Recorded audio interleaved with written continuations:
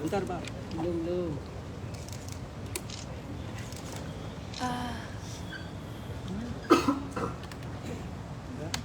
Siap semuanya? Siap. Assalamualaikum warahmatullahi wabarakatuh. Om Swastiastu, selamat sore, namo buddhaya, salam kebajikan. Terima kasih atas kehadiran rekan-rekan media. Pada hari ini saya bersama Direktur Penyidikan Pak Kundadi akan menyampaikan preskom terkait dengan penanganan perkara di PT Antam. Seperti rekan-rekan media saksikan tadi, yang sudah dilakukan satu penetapan tersangka sekaligus penahanan tadi, ya nanti lebih komplit dan lebih jelasnya akan disampaikan oleh Pak Kundadi. Dan di perkara ini juga sekaligus kita telah melakukan serangkaian tindakan penggeledahan dan penyitaan. Nah, nanti akan disampaikan secara jelasnya sama Pak Direktur Penyidikan Pak Kundadi. Monggo Pak. Terima kasih. Assalamualaikum warahmatullahi wabarakatuh. Selamat sore, salam sejahtera kita semua. Sebagaimana disampaikan oleh Bapak Kapus Penkum tadi, perkenankan kami menyampaikan perkembangan penanganan perkara dan tindak pidana korupsi penyalahgunaan kewenangan dalam penjualan emas logam mulia oleh butik Surabaya 1 PT Antam. Bahwa pada hari ini, Kamis tanggal 18 Januari 2024, tim penyidik Kejaksaan Agung bidang tindak pidana khusus telah memanggil seorang saksi bernama BS, seorang pengusaha properti dari Surabaya, untuk didengar keterangannya terkait dengan adanya dugaan rekayasa jual beli emas palsu. Berdasarkan hasil pemeriksaan yang dilakukan secara intensif kaitan dengan alat bukti lain yang telah ditemukan oleh tim penyidik, pada hari ini status yang bersangkutan kita naikkan statusnya sebagai tersangka, dan selanjutnya pada yang bersangkutan kita lakukan tindakan penahanan untuk kepentingan penyidikan selama 20 hari ke depan di Rutan Salemba Cabang Kejaksaan. Adapun kasus posisinya bahwa sekira bulan Maret 2018 sampai dengan November 2018 diduga tersangka bersama-sama dengan saudara EA, saudara EP, AP, saudara EK, dan saudara MD, beberapa di antara merupakan oknum dari PT Antam, telah melakukan perbuatan jahat merekayasa transaksi jual beli emas dengan cara menetapkan harga jual di bawah harga yang telah ditetapkan oleh PT Antam dengan dalih seolah-olah ada diskon dari PT Antam. Padahal pada saat itu PT Antam tidak menerapkan program diskon. Guna menutupi transaksinya tersebut, maka para pelaku ini menggunakan pola transaksi di luar mekanisme yang telah ditetapkan oleh PT Antam, sehingga PT Antam tidak bisa mengontrol keluar masuknya logam mulia dan jumlah uang yang ditransaksikan. Akibatnya, antara jumlah uang yang diberikan oleh tersangka dan jumlah logam mulia yang diserahkan oleh PT Antam terdapat selisih yang cukup besar. Akibat adanya selisih tersebut, maka guna menutupi jumlah selisih tersebut, para pelaku selanjutnya membuat surat yang diduga palsu yang pada pokoknya menyatakan seolah-olah bahwa benar transaksi itu telah dilakukan dan bahwa benar PT Antam ada kekurangan dalam penyerahan sejumlah program rupiah. Akibatnya PT Antam mengalami kerugian sebesar 1 ton 136 kg program rupiah atau mungkin bisa setara 1,1 triliun sekian. Ya. Adapun pasal yang disangkakan juga melanggar ketentuan pasal 2 ayat 1 dan pasal 3 itu pasal 18 Undang-Undang Tindak Pidana Korupsi itu pasal 55 ayat 1 ke 1 KUHP. Sebenarnya disampaikan oleh Bapak Kapus Penkum tadi, pada hari ini kami juga sedang melakukan serangkaian tindakan penggeledahan di beberapa tempat, di antaranya rumah kegiatan yang bersangkutan di wilayah Surabaya. Untuk sementara hasil yang kami temukan ditemukan sejumlah program rupiah yang pada sedang dalam proses pembangunan dan kita lakukan penelitian. Mungkin itu yang bisa kami sampaikan. Terima kasih. Rekan-rekan media, tadi telah disampaikan oleh Pak Dirdik, dan sampai saat ini kami sudah melakukan serangkaian proses pemeriksaan saksi sebanyak 24 orang. Dan ini akan terus berkembang. Apakah ada pertanyaan dari rekan-rekan media? Silakan. Pak Dirdik mau bertanya, apakah tersangka yang dimaksud itu yang tadi ditetapkan tersangka itu merupakan Residensi Surabaya Budi Said yang sebelumnya juga sempat menggugat PT Antam terkait kepemilikan emas itu, dan tadi kan disebutkan juga melakukannya bersama beberapa oknum pegawai PT Antam yang tadi disebutkan. Nah, apakah itu juga telah ditetapkan sebagai tersangka atau seperti apa? Terima kasih. Apakah yang bersangkutan adalah presiden saya tidak tahu. Tapi yang menurutnya yang jelas yang bersangkutan adalah pengusaha properti dari Surabaya.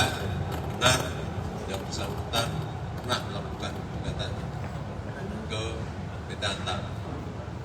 Terkait untuk pihak lainnya yang tadi disebutkan melakukan pemufakatan itu? Ya, yang pihak lain khususnya dari PT Antam sedang kita dalami dan semoga tempo yang secepatnya kita sudah lakukan sidang.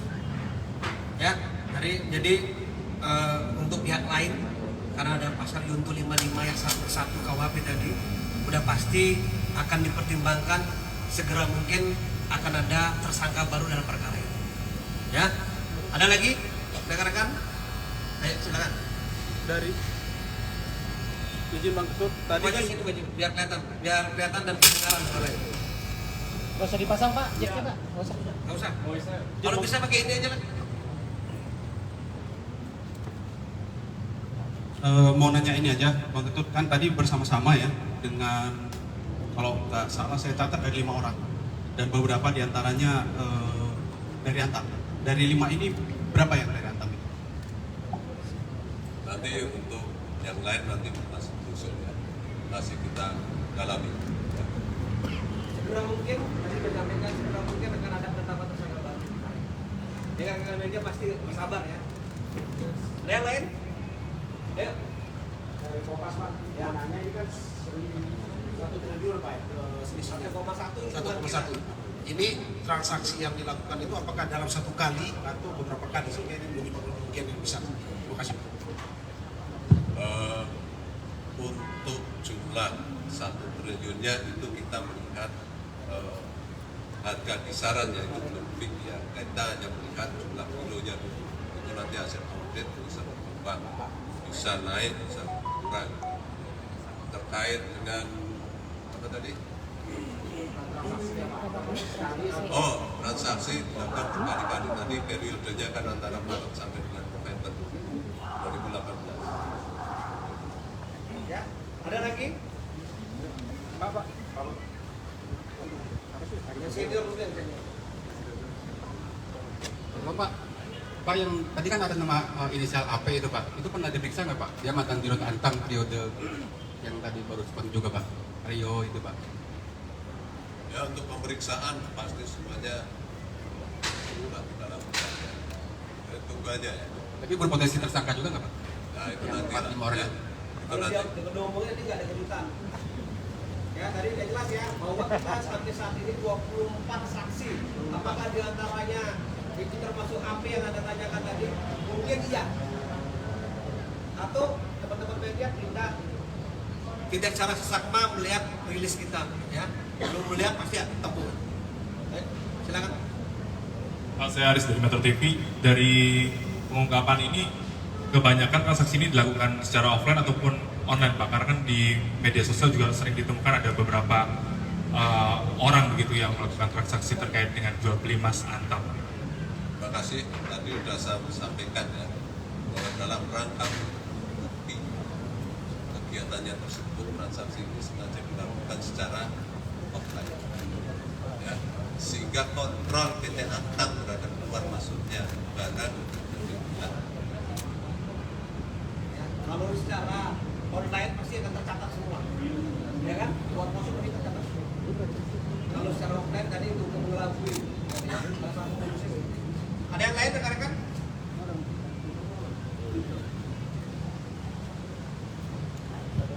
Izin saya lagi dari kantor berita Antara. Pak, izin Pak, awamnya saya kalau nggak salah kasus ini kan kita baca bahwa si Budi Said ini yang menggugat PT Antam, akhirnya kalau nggak salah saya baca terakhir itu memang dirugikan dan membayar. Tapi sekarang ternyata dia pihak yang disangkakan.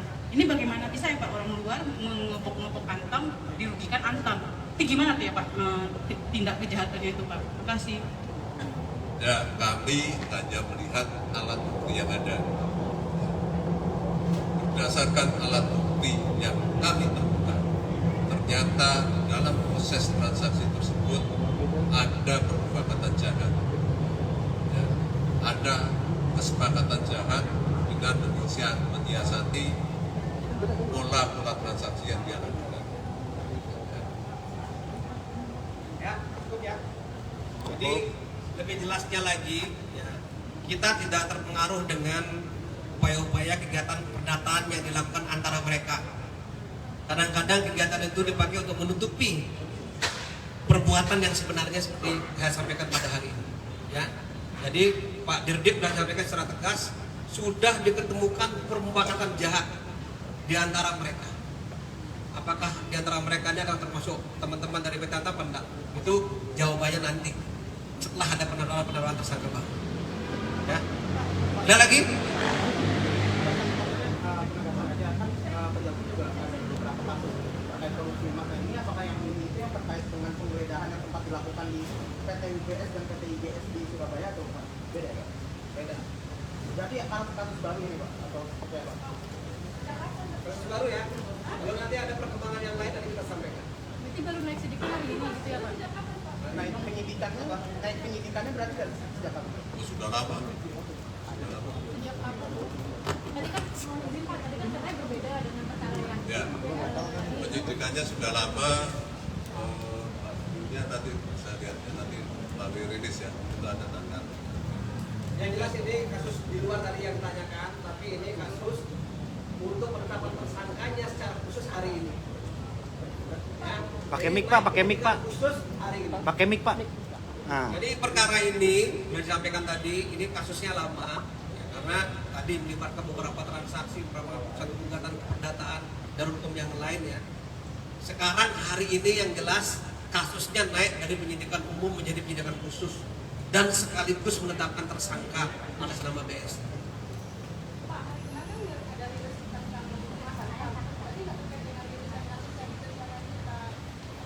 Beda ya, kita ada beberapa case terkait dengan emas. Khusus untuk yang ini penyelidikan sudah kita lakukan dari bulan Desember ya, 2023. Untuk yang lain juga sedang berjalan. Ya. Kita tunggu saja. Pak, pihak Jadi media kan tidak menunggu yang lain. pihak yang bersama-sama tadi diuntungkan juga berarti. Ada nilai beberapa keuntungannya? sejumlah. Oh ada berarti ada kerjasama. Sampai saat ini baru 24 transaksi yang kita. Ada lagi? Lagi satu pertanyaan deh. Pak, kalau tadi ada berpihak antamnya yang turut serta, nah itu mereka dapat bagian berapa tuh Pak dari satu trayek itu? Masih pada proses penyidikan ya, ini masih berkembang terus. Ya. Jadi rekan-rekan media sekalian, hari ini adalah awal dari proses penyidikan khusus dari perkara ini. Untuk perkembangannya nanti kita akan lihat ke depannya.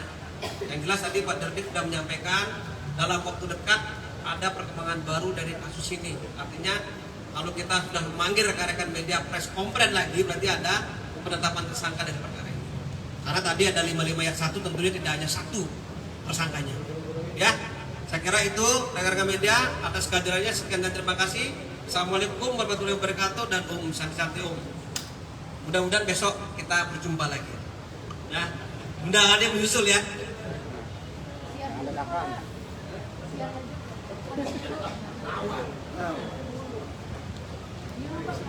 Pak BTS